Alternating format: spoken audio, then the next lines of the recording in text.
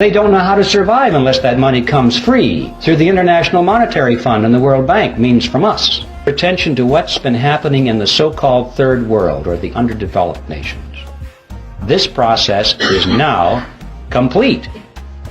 It's not going on. It's finished. They literally have bought those nations.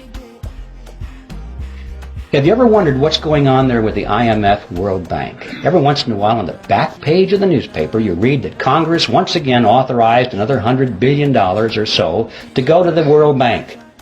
And then it explains very carefully that this money is being used for humanitarian reasons. It's being used to uplift the standard of living of these poor people. It's not being used for that at all. If it is, they're not doing a very good job, because after all these years, you cannot point to one of those countries which has had its standard of living raised one iota by this vast expenditure of money, because it was never designed to do that. The money does not go to the people. It does not go to the industries or the businesses of those countries where it might have a chance of raising the standard of living. It goes to the politicians, doesn't it? It goes to the governments of those countries, and it is used specifically to perfect and strengthen the control mechanisms over their people. They have a better organized and equipped army.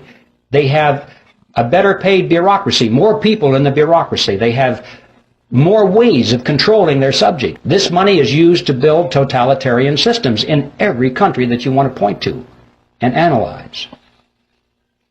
You see, these people, these leaders of these countries, for the most part, couldn't care less about the standard of living of their subjects as long as they live well. They live in their mansions, have their yachts, their jet aircraft, and they go to New York and live in the Waldorf Astoria while they attend United Nations meetings. They're very happy with that. They have no ideology.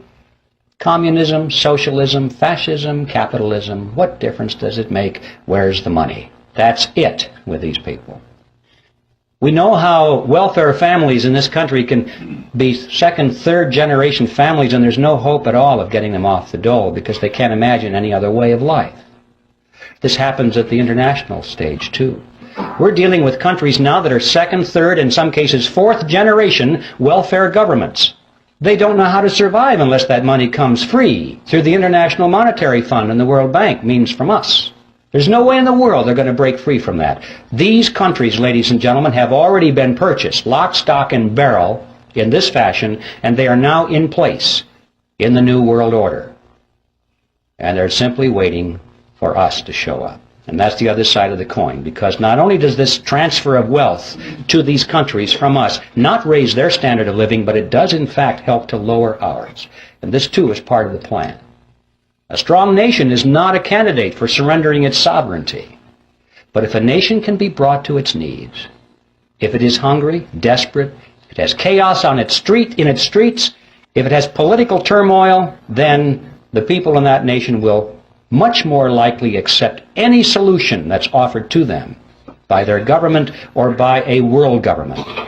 If there's anarchy in the streets, as we saw in Watts, in Los Angeles, people were joyous when the soldiers showed up. They were joyous because this now was an end to anarchy. It was a dress rehearsal. They won't care whether the helmets on these people are blue or brown. If it says UN on the side, that won't make any difference. They'll say, thank God for the UN finally brought and restored peace to our streets.